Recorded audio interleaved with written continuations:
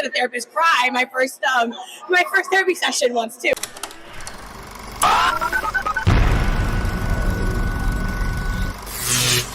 I'd love to know what kind of drew you to the story and what inspired it.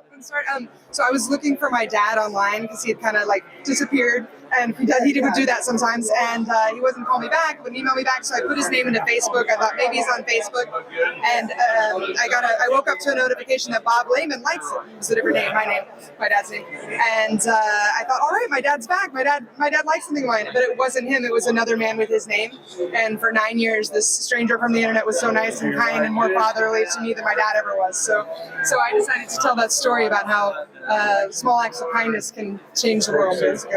When you walked in, we were like, wow, she's like prettier in person. Oh my God, thank you. Thank you so much. We're big fans. Oh yeah. So I'd love to know, so your character kind of has parallels to your personal life. I listened to you on Armchair Expert with Dax Shepard. Oh my gosh, that's so cool. I was like, I love Dax's podcast. So like, what was it like tapping into a character that has those parallels with you? Like, was it hard? It was actually, you know what's funny about Bob Trevino is that this project was so personal to so many of us, and the crew was small, it was very family. We were going through all these, like, it was Kentucky summers, we were like getting a lightning storm and everything, and we got through it as a family. It was really, truly the most close-knit crew ever. So it was a beautiful experience. Everyone really got to like bring their own hurt and also their own healing to it. So we all it was like a mass therapeutic kind of moment. But it was tough. But it was like after it was like this, just so healing and just so like I got something off my chest. And I think a lot of people, even in the crew, everyone who was involved in it, really believes in it. So, I was gonna say like a big therapy session.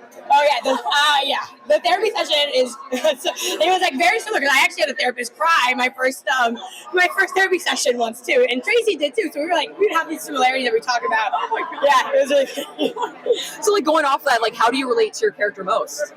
I think with Lily, the need to, I think first of all having kind of an absent father and finding out how to not give too much of yourself and to still be within your right and your own boundaries and not let people hurt you, you know, and just figuring out how to live life and be able to express yourself and get the help you need and all that good stuff. I feel like Lily and I are very similar that way. Yeah, awesome. And one last question because I want to take up too much of your time. What was your favorite memory on set?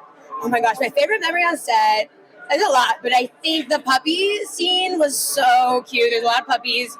It was also a very hard scene, but I think that was my favorite day because we were at the shelter and it was just like, you know, just meant so much. So it was a really sweet day. Stop, that makes me want to see it more. I'm seeing it after this. Yeah, there's puppies. So can you talk about the delicacies of creating a film that's based on a real life story? Oh yeah, you know, real life doesn't really fit into a 3-act structure, a film 3-act structure, so you have to zhuzh it a little bit. You have to mess with it a little bit to make it fit, and then you have to like sort of reinvent the characters a little bit. And then she allowed that, you know, for us to grow into them, to customize them a little bit. I listened to Tracy, the director, a lot because it's her story.